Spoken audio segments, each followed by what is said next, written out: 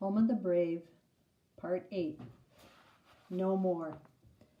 I stop working at Lou's. Gunwar keeps going to the farm, but he doesn't say anything to me about it. When he comes home with hay and mud stuck to the bottom of his running shoes, I leave the room. Lou calls for me on my aunt's telephone to see if I will change my mind, but I won't talk to her. She tells my aunt I'm a hard worker. She says she and Gal miss my smile.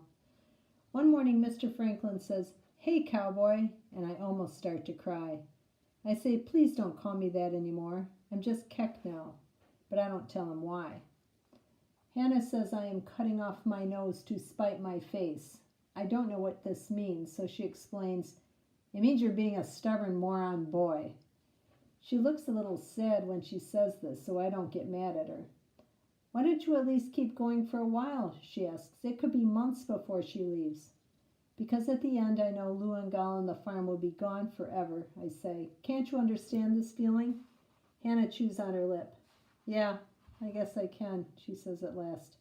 I wonder if maybe she is thinking about her mother who is not a foster, but I don't ask.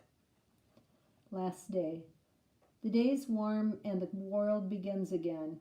I think of Gal nosing the ground, grateful to find tender grass appearing at her feet.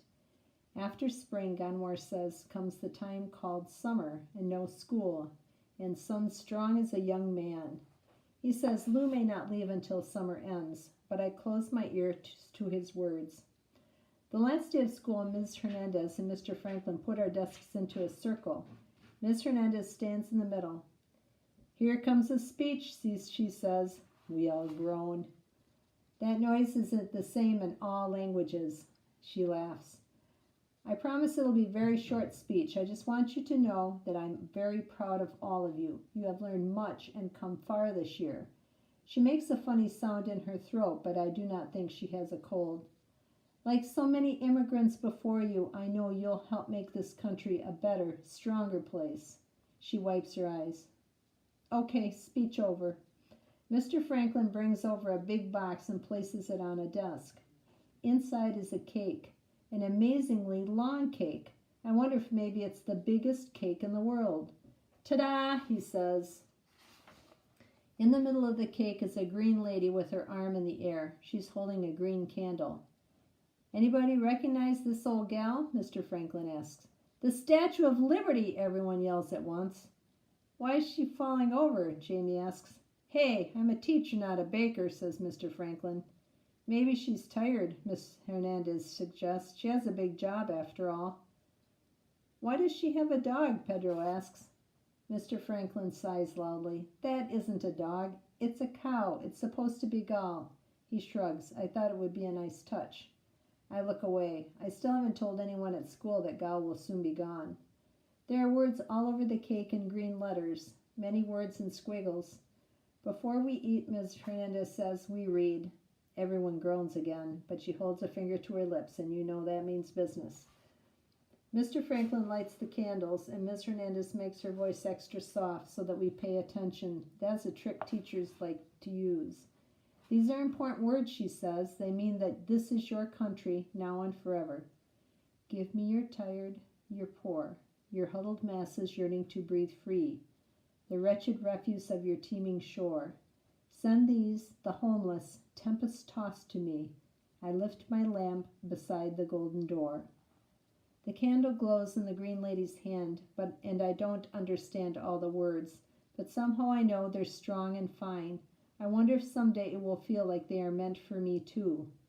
And then we eat the cake, all of it, except Gal. Summer. I would not be truthful if I said that winter is my favorite time. Winter is wet and heavy work. True, I learned to make snowballs like perfect moons and to catch a snowflake on my tongue, but I grew weary of looking for missing gloves. After such a winter, summer comes like a present with a bow. Summer is ice cream and skateboards and sweet grass under your free toes.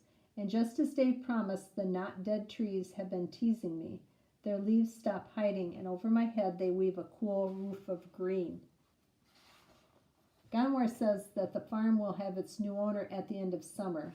Lou can stay till fall, and then they will tear down the buildings. Lou is sad, he says. She misses me. I say he can tell Lou and Gal that I miss them, but I will not be coming back. Hannah tries to take my mind off the farm. She knows all the secret summer things. We take a bus to a swimming hole shaped like a giant brick. It's filled with blue water and laughing children. First hot sun is on your skin, then you jump in. For a while you're a fish in a warm, pretending lake. She takes me to the library too, like the one at school, only with enough books for the whole world to read. They give me a card with my name on it and let me look at book after book. The library workers don't even know me, and yet they promise I can take books home. To be trusted with such precious gifts is a great honor.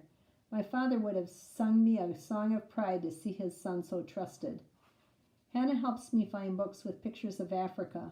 They don't seem real, these flat colors smoothed to my fingers. They make me happy, but also sad. I see a picture of a woman, tall with strong arms and sunny eyes, and for a moment, a crazy moment, I think it might be my mother. She's like her, I say to Hannah. But not. She's very beautiful, Hannah says.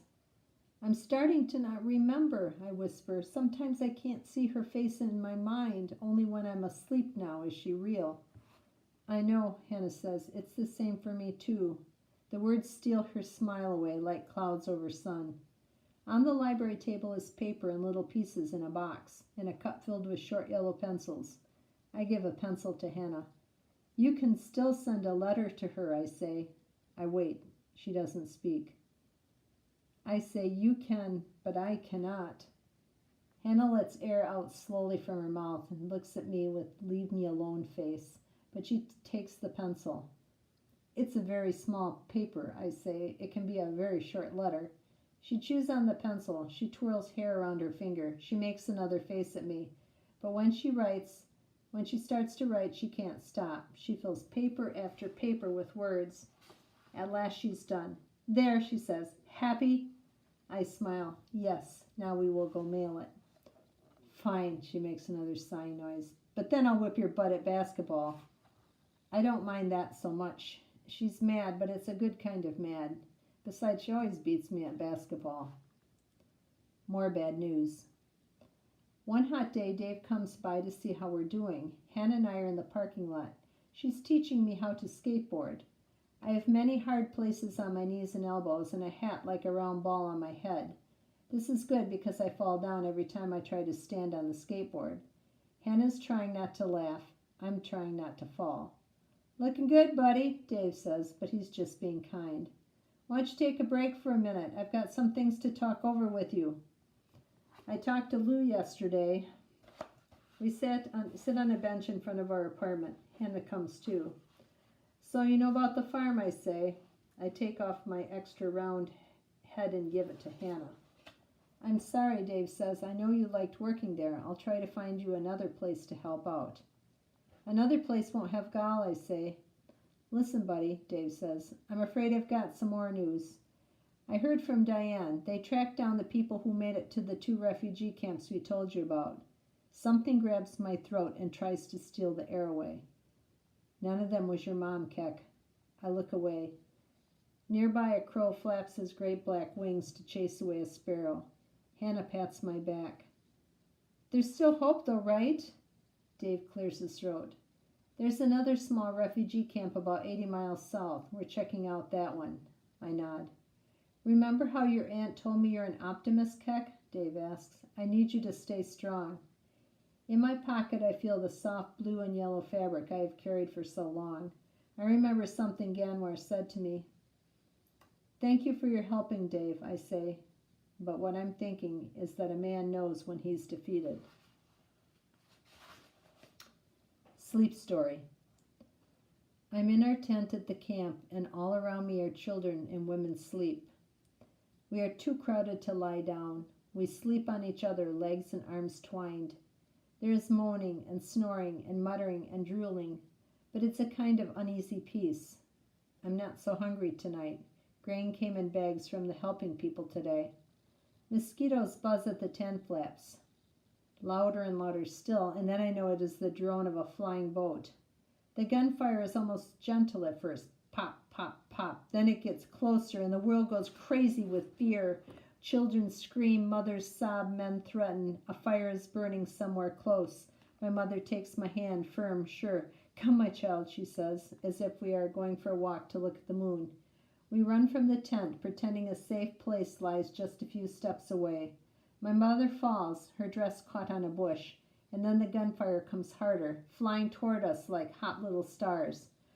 Run, Keck, my mother screams. Run now! I kneel beside her. But I can't leave you, I say.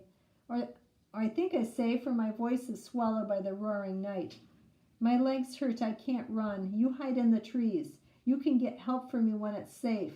Go, now. I start to run, and I don't know that I'm clutching her dress, and a tiny piece rips free, and I run, and the trees are waiting, and the men come with their knives and their guns and their mysterious hate. I wait with other children. I hold a little child and cover her mouth when she tries to cry. Dawn comes, silence comes. Blood and death are everywhere, and my mother is gone. Confession. I awake to no blood, no bodies, no mama. I'm on the sofa, and Gunwire sits on the floor next to me. You were moaning, he says. It must have been a bad one.